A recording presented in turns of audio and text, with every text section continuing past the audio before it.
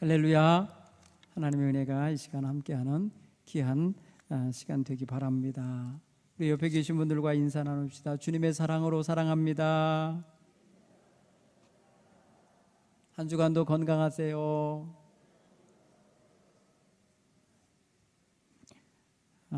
정말 한 집 건너 한 집씩 오미크론 바이러스에 감염되고 있는 것 같아요. 지금 많은 성도님들이 목사님 저도 걸렸어요, 저희 가족 식구 다 걸렸어요, 뭐 이렇게 전화들 할 때 제가 먼저 지나갔으니까 너무 걱정하지 마세요, 두려워하지 마세요, 이렇게 제가 이제 위로해 드립니다만 여러분 아직 안 걸리신 분들은 염려가 되실 거예요. 너무 많은 분들이 지금 걸리고 있으니까. 그렇지만은 감기와는 좀 다르지만은 또 치명률도 있지만은 너무 두려워만 하지 않기를 간절히 바랍니다. 오늘은 하나님께서 주신 말씀 속에서 우리의 삶을 그 하나님의 말씀에 이렇게 견주어 비춰볼 때에 우리의 삶이 하나님의 마음에 쏙 드는, 그래 내가 네가 필요하다, 내가 너 같은 그런 믿음의 사람이 필요하단다, 이렇게 하나님의 음성이 여러분에게 들려지는 그런 아침이 되기를 바랍니다.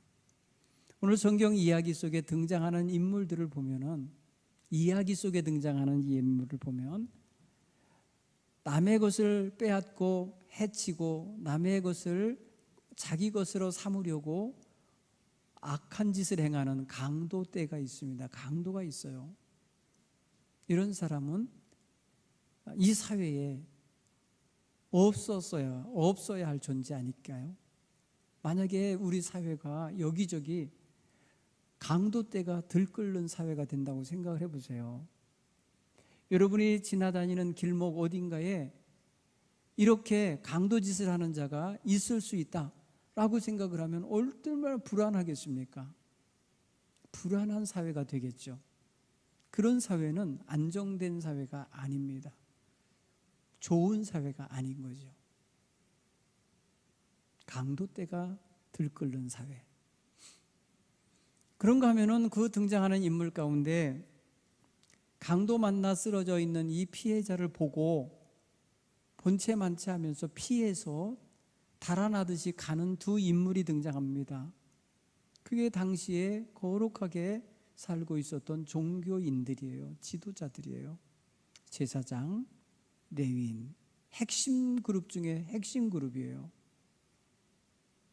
근데 이 사람은 강도 만난 자에게 다가가지도 않았고 도움을 주지도 않았고 그냥 보고 지나쳐 가버렸어요. 이런 사람을 우리는 있으나 마나한 사람 아닌가? 있으나 마나한 사람. 세상에 있으나 마나한 사람이 너무 많으면 이 사회를 위해서 누가 기여합니까? 있으나 마나한 존재라면은 정말 저 사실을 굉장히 있으나 마나, 그냥 밥이나 축 내는 사람, 뭐 자리나 차지하고 있는 사람, 뭐 이렇게 보지 않겠어요? 불편하게 볼 거예요. 근데 이런 사람이 많은 사회가 있다면 이 사회 운영은 어려울 겁니다. 세금도 안 내려고 그래요. 자기 의무 감당 안 하려고 그래요. 군대도 안 가려고 그래요. 뭐 책임을 안 하려고 그래요. 자기의 존재 가치를 발현하면서 자기가 있음으로써 해야 될 의무와 책임과 이런 것들을 감당해 가야 가치가 있는데 그런 걸 살살 피해 다녀요. 피하여 지나가려고 그래요. 이러면요 어렵습니다. 사회가 어려워지는 사회, 썩 좋은 사회가 아닐 겁니다. 무관심한 사람들이에요. 죽어가는 사람이 있는데 외면하고 갔잖아요. 외면하는 사회예요. 이런 사람이 많은 사회가 되기 원하지 않죠. 근데 오늘 성경에 보면은 사마리아인이라는 사람이 등장합니다. 그는 여행 중에 그 길을 가게 됐고 그 길에서 우연히 강도 만나 피 흘리며 죽어가는 사람을 보았습니다. 그는 그를 보자마자 측은히 여기는 마음이 들었습니다. 불쌍히 여겼다고 성경은 표현했어요. 불쌍히 여겨. 33절에. 그리고 34절에 뭐라고 그 다음 행동이 나오는데요. 마음에 불쌍히 여기는 마음이 있으니까 행동이 나옵니다. 가까이 다가갔습니다. 강도 만난 자에게 다가가서 또 두 번째 행동이 있습니다. 자기의 짐에 싸갖고 다니는 게 있어요. 여행하면서 먹어야 될 올리브 기름하고 그 다음에 포도주가 있어요. 그걸 가져다가 상처를 소독해주고 거기에 발라주었어요. 치료하는 행동이 나와요. 상처를 붓고 이렇게 표현했어요. 간호행위로 해. 간호. 그렇죠? 더 나아가서 뭐예요? 싸매줬다니까 아마도 자기 옷을 찢어서 했든지 자기의 뭔가를 가지고 있던 천으로 싸매야 되겠죠. 그럼 분명히 자기 물건 하나를 손상 입혀야 되겠죠. 그리고 자기 짐승에 태워서 주막으로 데리고 갔다 그랬어요. 이거 굉장히 적극적인 구호 활동입니다. 적극적인 행위입니다. 불쌍히 여긴 마음에서 나온 행동이 여기까지 가고 있는 거예요. 그리고 거기다 방치하고 간 게 아니라 데리고 들어가서 자기와 함께 투숙하여 그를 돌봐주었습니다. 굉장히 구체적이죠. 그리고 이튿날 주막을 떠나면서 주막 주인에게 데나리온 2를 내어주면서 이 사람을 돌보아 달라고 부탁을 합니다. 치료, 보호, 간호를 부탁을 합니다. 2 데나리온이면 요즘 성인 남성이 가서 일하고 벗는 2일치의 일당이라 생각하면 한 3, 40만 원 될 겁니다. 그 돈을 여행비에서 떼어서 주면서 이 사람 좀 치료해야 되고 돌봐달라고 그래. 만약에 그 경비가 모자라서 정말 이 사람이 못 갚고 지나가면 내가 돌아오는 길에 더 갚아주겠습니다. 후속 조치까지 하고 갑니다. 참 유익한 사람입니다. 참 쓸모있는 사람입니다. 꼭 필요한 사람입니다. 이 사회에 이런 사람이 많으면 얼마나 좋을까요? 이 사회에 이런 사람들이 여기저기에 많이 살면 얼마나 따뜻하고 좋겠어요. 오늘 우리는 그런 사람이 많아지기를 바람과 동시에 가져야 할 마음이 있으니 내가 그런 사람이 되고 싶다, 나도 그런 사람이 되고 싶다라는 마음까지 가져야 오늘 이 말씀을 읽은 사람으로서 이야기만 기억하는 것이 아니라 내가 그 말씀에 부딪혀서 결단하고 그 말씀에 들어가는 거예요. 이게 진짜 성도의 자세예요. 이게 바로 예수 믿는 사람들의 신앙의 자세예요. 꼭 필요한 존재, 유익한 존재, 이 사랑을 베풀고 있는 이 존재가 좋은 분이야, 선한 분이야 라고 지칭하는 걸로 끝내는 게 아니라 내가 그런 삶을 살고 나도 그런 대열에 끼어서 함께 살고 싶은 마음, 그 마음을 갖는 게 이게 바로 예수님의 가르침에 제대로 들어가 있는 사람의 모습인 거예요. 예수님이 물어봅니다. 누가 이 강도 만난 자의 이웃이 되겠느냐? 이 율법학자는 그렇게 말했던 사람 아닙니까? 누가 내 이웃입니까? 이렇게 물었잖아요. 나 중심으로, 관점이 나예요. 내 중심에서 누가 내 이웃입니까? 라고 하는데 예수님의 관점은 누구예요? 지금 도움이 필요한 강도 만난 사람, 이 사람 입장에서 누가 이 사람의 이웃이 되겠느냐라고 묻고 있는 거예요. 관점이 달라요. 여러분, 그 아픈 자의 자리에서 보아야 되는 거예요. 감정이입을 여러분 거기서 해보세요. 여러분들이 지금 가다가 강도 만나서 있는 거 다 뺏기고 옷 다 그놈들이 빠져가고요, 지금 버려졌어요. 길에 거기다 내가 얻어맞아서요 정말 일어나지도 못하게 갈비가 부러지든지 어디가 부러져서 있는 거라고 생각해 보세요. 얼마나 힘들겠어요. 이 사람에게 지금 필요한 게 뭡니까? 누군가가 다가와서 그의 아픔을 감싸주고 그의 그 벗은 몸을 감싸주고 그의 상처를 싸매주고 그를 살 길로 인도해 주는 거 아니겠습니까? 이 필요, 이 니드를 채워줄 수 있는 사람, 이 사람이 필요하죠. 보고 혀를 차면서 얼른 지나가는 사람이 필요하겠습니까? 더 가진 게 없나 하고 여기저기 뒤지는 또 강도, 두 번째 강도가 오는 게 필요하겠습니까? 아니죠. 오늘 우리는 이 강도 만난 자의 입장에 내가 놓여 있다고 했을 때 나는 어떤 이웃의 도움이 필요한가 생각해 봐야 돼요. 나라면 무엇을 바라고 있을까?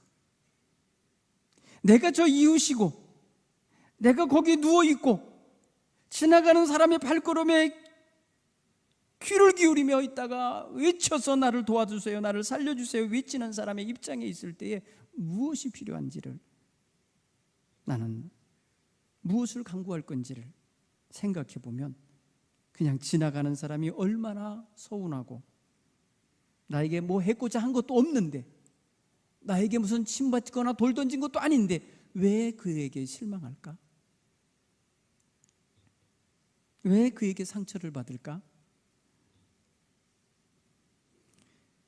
여러분, 내 기대에, 내가 지금 필요로 하는, 내가 지금 굉장히 위기에 놓여 있는데 나에게 다가와 주지 않았고 나를 본체만 했기에 그거 자체가 나에게 굉장히 커다란 아픔이 된 거죠. 여러분, 여기서 우리 한번 생각을 해보면 좋겠어요. 요새요, 우리에게 참 유익한 꿀벌이 많이 사라지고 있다고 그래요.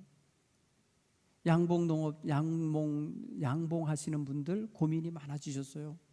그 다음에 과수원, 이제 꽃 피어나면 과수원 이거 해줘야 되는 분들, 수분시켜줘야 되는 이거 역할 벌들이 하는 건데 벌이 없어지고 있으니 큰일이에요. 내년에 과일이 많이 안 맺힐까 봐 걱정해요. 물론 바람이 불어서 이 꽃가루가 저 꽃가루에게 섞여지는 경우도 있어요. 요즘에는요 너무 어려우니까 그 벌이 없으니까요, 벌 사다가 놓을 수가 없으니까 사람이 전부 붓을 들고 말이에요, 이 꽃 저 꽃을 막 건드려 주고 다녀요. 이 노동력이 엄청 필요하다는 거예요. 그런데 별이 많이 죽었다니 얼마나 더 어렵겠어요. 이유를 살펴보니까 병충해가 있더라는 거예요. 병충해, 응애라고 하는 아주 1, 2mm짜리 작은 벌레 같은 것들이 벌통에 들어와서 전염병도 퍼뜨리고 거기서 지네 집 짓고 거미줄처럼 무르게 해놓고 있다가 벌들을 다 죽게 했다는 거예요. 에? 꿀벌 길러가고 양봉하시는 분들은 알지도 못한 사이에 그런 일이 벌어진 거예요. 그래서 겨울 내에 잘 길러주고 꽃가루, 꽃 화분도 먹여주고 뭐 설탕도 먹여주고 이러면서 보호했다가 봄이면 지네들이 가서 꽃을 찾아가서 꿀을 따오는 거 아닙니까? 그런데 그 지난 겨울을 지내면서 많이 죽은 거예요. 아, 유익한 벌이 죽었다, 사라지고 있다. 이거는 환경의 재앙이라고도 해요. 기후변화에 따르는 환경재앙이라고도 말하는 분도 있어요. 지금 여러분,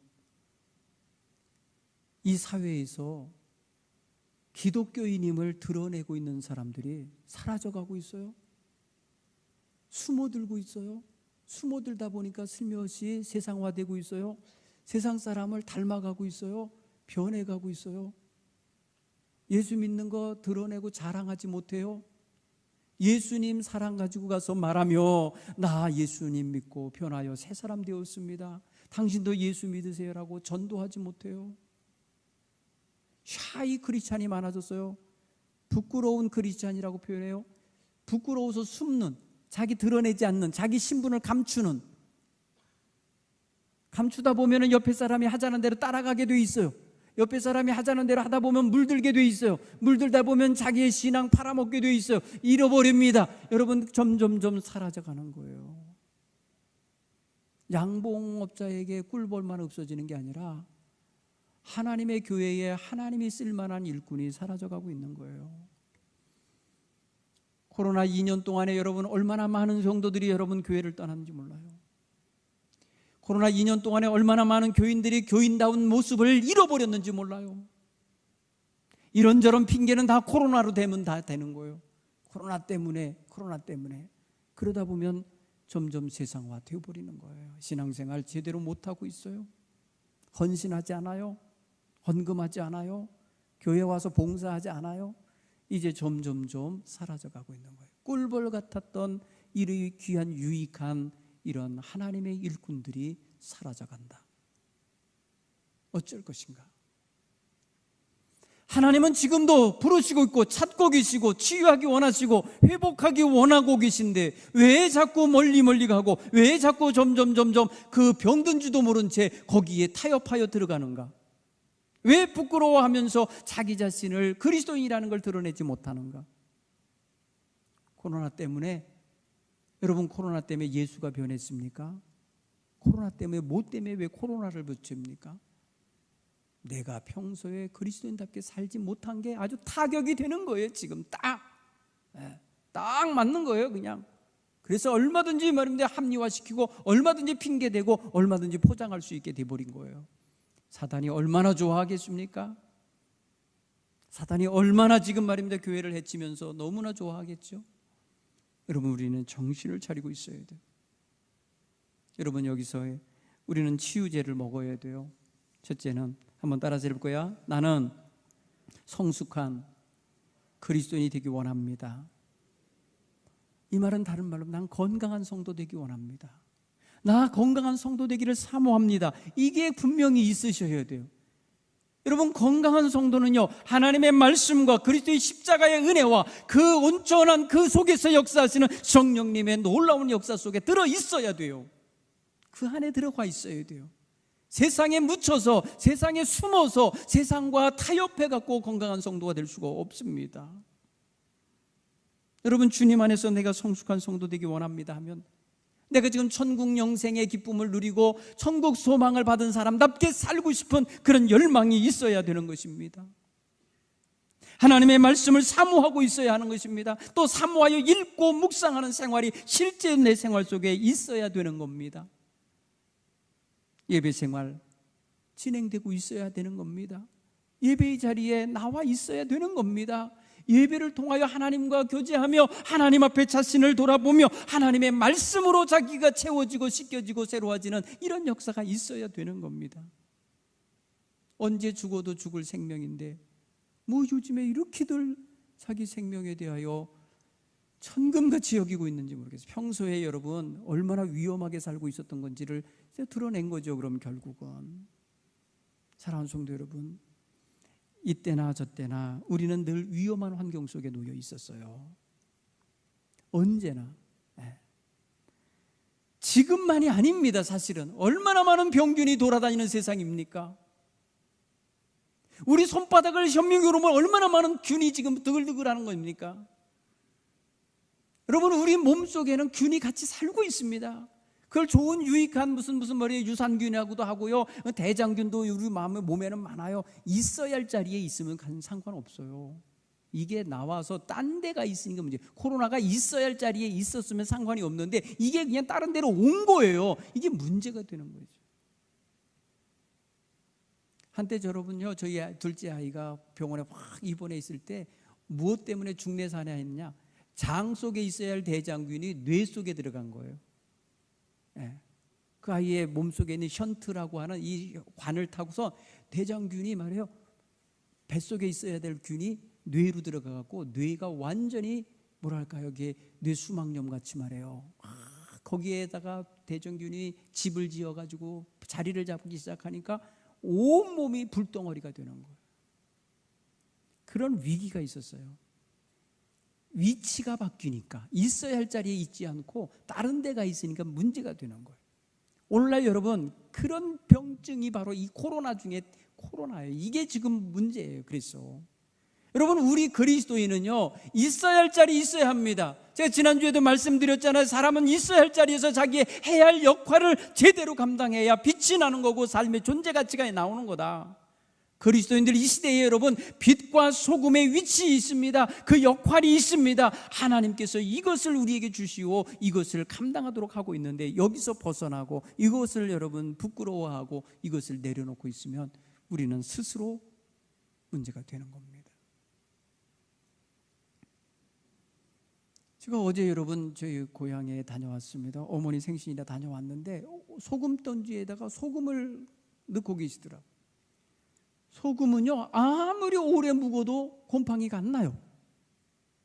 소금은 아무리 오랜 시간이 지나가도 거기에 말입니다, 더러운 것이 자리 잡고 들어가 있을 수가 없어요. 왜? 소금 그 자체가 스스로 정화 능력이 있어요. 스스로 강력한 그것을 대체하는 힘을 갖고 있어요. 그러니까 웬만한 균들은 다 거기서 죽지요. 그래서 거기다가 자기 집을 지을 수가 없죠. 여러분, 곰팡이는 일종의 집입니다. 그게 균이 자기가 살려고 그거 넓게 만들어 놓은 거예요. 거기서 자손 번성하려고 포자들을 거기다 많이 일어나게 만든 거예요. 여러분, 오늘 우리의 삶에 너는 세상의 소금이다. 소금이 만일 그 맛을 잃으면 쓸모가 없어서 밖에 버려져 사람들에게 밟힐 뿐이니라 쓸모없는 존재가 되는 거예요. 여러분, 있어서는 안 될 존재, 소용가치가 다 된 존재, 보통 이런 걸 쓸모없다고 그래요. 쓸모없는 것들이 가는 자리가 바로 쓰레기통이거나 소각장이에요. 보통 여러분 그렇게 돼서 폐기 처분되어 가는 거 아니에요. 쓸모없으니까. 여러분, 우리는 하나님이 부르시는 그날까지 이 땅에서 정말 하나님 나라 사역자로, 하나님 나라 일꾼으로, 쓸모있는 일꾼으로 사용되어야 할 줄 믿습니다. 그러려면 오늘 여러분 성숙한 성도의 코드를 가지고 살아야 돼요. 성숙한 성도 되기, 건강한 성도 되기 원하는 마음 되기 바랍니다. 여러분, 쓸모없다고 판단되는 순간 끝입니다. 그렇죠? 여러분, 쓸모없다라고 판단되는 순간 여러분 어떻게 행동합니까? 그 다음 그 물건에 대해서, 그것에 대하여 어떻게 합니까? 쓸모없다 할 때 여러분 버립니다. 폐기 처분하는 대로 가잖아요. 이거예요.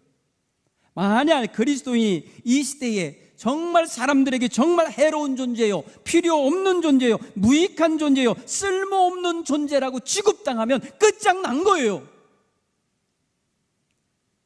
이 사회가 그리스도인들을 그렇게 취급하고 있다.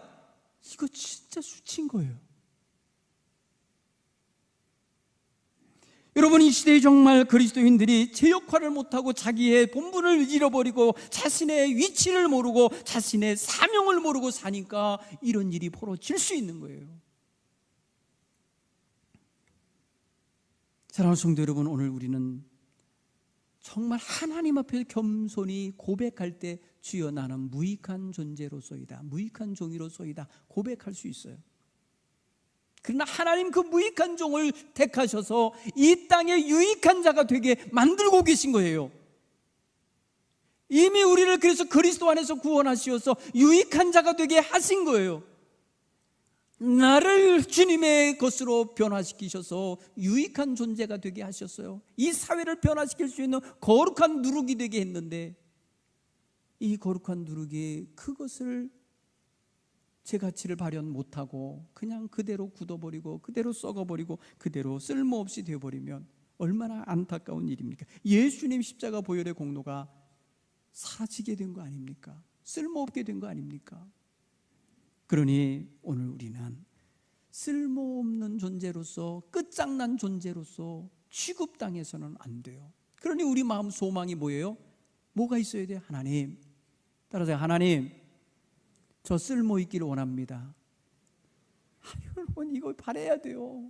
이거 욕심 아니에요. 이거 그릇된 욕망 아니에요. 하나님이 원하시고 기뻐하시는 거룩한 소원일 줄 믿습니다. 하나님이 이 세상 사는 동안에 저 하나님의 손에 쓸모있는 인생 되기 원합니다. 사람들에게 쓸모있는 사람으로 인정받게 되기 원합니다. 여러분, 선한 사마리아인 그런 사람 누가 쓸모없다고 하겠습니까? 그런 사람이 세상에 많으면 세상이 얼마나 따뜻해지고 밝아지고 얼마나 살만한 세상이 되고 얼마나 위로가 넘치고 얼마나 사람들이 보호받는 느낌이 들겠습니까? 여러분, 이런 사람들이 되어야 되잖아요. 우리 그리스도인 공동체가 이래야 되잖아요. 여러분, 나 아닌 다른 사람에게 무관심하는 병은요, 무서운 병입니다. 무관심의 병은 치료약도 없어요. 코로나 약은 앞으로 만들어지겠지만은 여러분, 무관심의 병을 뭘로 고칩니까? 사랑밖에 없어요. 사람이 사랑의 마음을 갖고 사랑의 사람으로 거듭나면 모든 사람에게 관심의 눈을 열게 되지요. 사랑하는 성도 여러분, 오늘 우리 저와 여러분의 마음속에 정말 세상을 바라볼 때에 하나님이 바라보시는 것처럼, 하나님이 보시는 것처럼 볼 수 있는 눈이 있어야 돼요.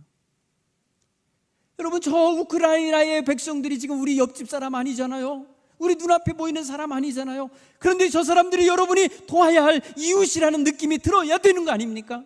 이게 여러분 정상적인 거예요. 이게 지금 예수님의 마음을 가져야 되는 거예요.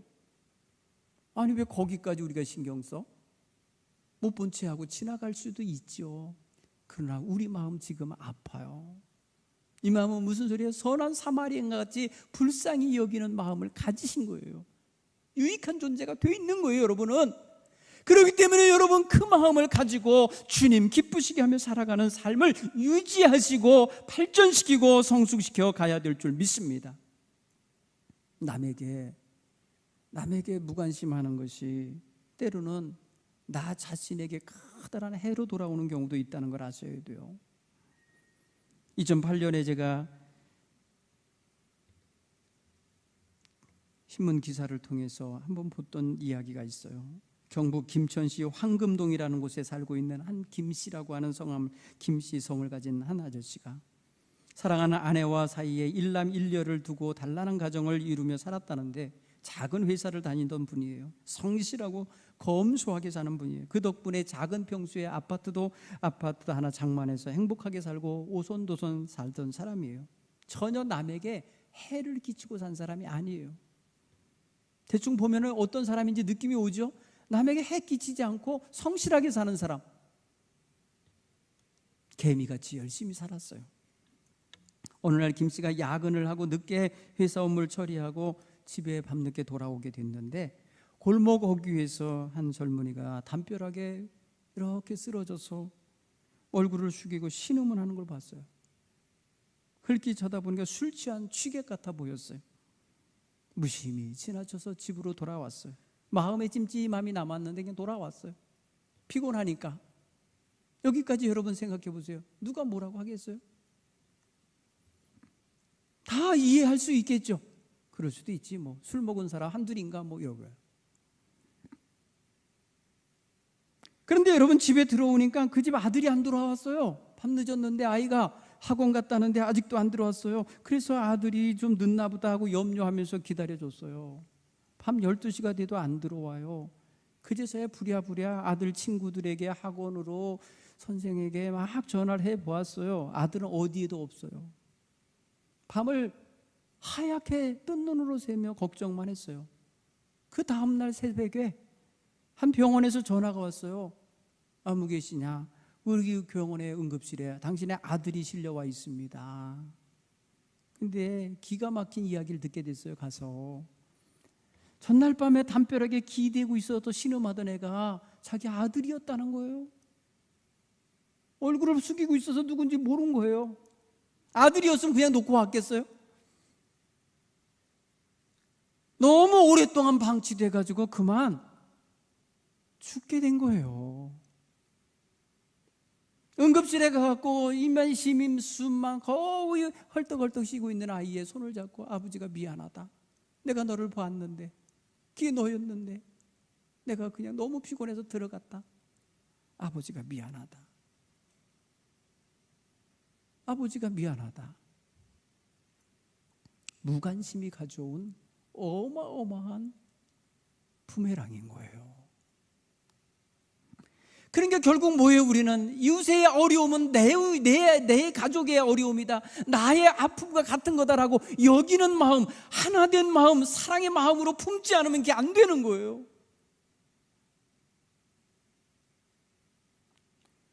자신의 무관심이 부른 아들의 죽음에 한탄하며 가슴을 치며 울었지만 이게 무슨 해결책이 되겠습니까? 늦었죠. 우리는 묻습니다. 네가 나와 무슨 상관이 있냐? 난 당신 없어지도 살 수 있어. 난 당신에게 도움 청한 적 없어. 당신도 나에게 손 벌리지 마. 여러분, 극단적인 이기주의와 극단적인 자기중심주의가 이 사회를 병들게 하고 있다는 걸 알아야 돼요. 이것을 깨치고 이것을 정말 무너뜨리고 이것을 새롭게 하고 이것을 따뜻하고 서로를 돌아보는 사회를 만들 수 있는 건 기독교인의 사랑이에요. 그런데 그리스도인들이 샤위 그리스도인이 돼가요, 부끄러운 그리스도인이 돼가요, 부족한 그리스도인이 돼가요, 점점 더 이 빛을 잃어가고 있어요. 그러니 여러분, 이 세상의 소망을 어디서 찾아야 돼요? 마음이 아픈 거예요. 여러분, 이 무관심이라는 것을 죄로 생각해 보신 적 있어요? 여러분, 무관심을 보면 죄라고 생각이 안 되겠냐는 거예요. 오늘 그 사람을 보고 지나쳐서 성전에 올라가서 예배를 주관했던 제사장이라면 그 마음이 찜찜하지 않았겠어요? 레위인은 봉사하면서 계속해서 그 죽어가던 사람을 외면하고 온 거에 대해 양심의 가책이 없었겠어요? 그 무슨 예배가 되겠어요? 아니, 반대로 예배를 드리고 은혜 충만하게 하고 가다가 만난 사람이라고 생각해 보세요. 집에 돌아갔을 때 그게 말입니다, 내가 은혜 받고 오는데 그런 사람을 그냥 지나쳐 왔어. 그러면 여러분, 그 은혜가 자기 삶 속에 축복으로 임하겠어요? 계속해서 걸림돌이 되죠. 무관심, 죄가 된다는 걸 알아야 돼요. 물론 형법상의 죄로 포함되지 않죠. 너 왜 무관심했냐고 교도소 가지 않죠. 그러나 우리의 마음은 양심이 우리로 하여금 하나님 앞에 부끄럽게 하고 있다는 거예요. 오늘 이 말씀을 봉독하는 가운데 우리는 느껴집니다. 율법교사가 왜 예수님한테 자기를 옳게 보이려고, 예수님 그러면 내 이웃이 누구죠? 이렇게 묻는 이유를 우리는 알아요.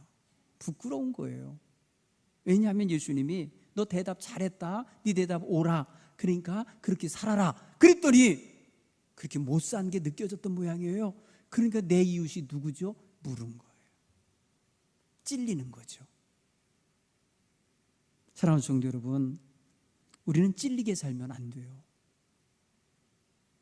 있는 그대로, 눈에 보이는 그대로 그 사람의 입장에서 그 사람이 지금 뭐로 필요로 하는지를 생각해 보면 쉽게 우리는 힘은 없지만, 능력은 안 되지만 다가갈 수 있지 않겠어요? 요즘은 얼마나 119가 잘 되어 있습니까? 그런 사람 만나면 얼른 119 전화해 줘야 되지 않습니까? 그래서 얼른 그 사람 올 때까지 기본적인 케어를 해줘야 되지 않습니까? 이것마저도 모른 채 하고 지나간다면 안 되죠. 오늘 여기 구체적으로 등장하고 있는 이 사마리아인의 행동을 보세요. 그를 보고 불쌍히 여기는 마음을 품었고 본대로 외면하지 않고 가까이 다가갔고 그 사람에게 필요한 거, 당장 필요한 거 응급처치를 해주었고, 그러며 그가 응급처치만 가지고 길바닥에 눕혀놓고 가면 안 되겠기에 그를 또 따뜻한 곳으로 옮겨주었고, 옮겨주어서 다 끝나는 게 아니니까 그 사람을 거기에 묵을 수 있도록 경비를 대주고 가고 있는 이 모습을 보세요. 여러분, 우리 그리스도인은 부자라서 그리스도인이 아니에요. 예수 믿기 때문에 그리스도인이에요. 우리가 많이 배웠기 때문에 그리스도인이 아니에요. 예수님의 구속의 은총을 깨닫고 믿기 때문에 그리스도인이라면 그리스도인답게 살아야 돼요. 사랑은 부자만 하는 게 아니에요. 정말 부자들이 사랑을 제일 잘할까요? 넉넉하니까 잘할까요? 아니에요. 사랑은 물질의 많고 적음 갖고 하는 게 아니에요. 사랑은 물질 개념이 아니에요. 마음이에요. 마음. 우리 심령 중심에 긍휼히 여기는 마음의 복이에요. 마음의 양인 거예요. 자, 오늘 우리가 이 시대에 빛된 삶을 살려면 최소한 우리의 마음속에 사람의 영혼을 불쌍히 여기고 사람의 아픔을 헤아려 줄 줄 아는 사랑의 마음이 있어야 빛난다는 거예요. 그런 사람은 유익한 사람, 꼭 필요한 사람, 하나님께서 찾으시는 사람이 되는 것임을 믿으시길 간절히 축원합니다. 오늘 이 말씀이 우리 모두에게 다시 한번 이 시대에 정말 그리스도인이, 참된 그리스도인이 사라져가고 있는 이 시대에 다시 한번 우리 자신을 돌아보는 귀한 은혜의 말씀으로 마음에 새겨지길 간절히 축원합니다. 우리 찬송가 511장을 부르며 결단하겠어요. 정말 하나님, 나를 보시옵소서. 내가 하나님 보시기에 필요한 존재로, 쓰임받는 존재로, 유익한 존재로 발견되기 원합니다. 우리 함께 찬양 부르면서 그렇게 결단하고 기도하겠습니다.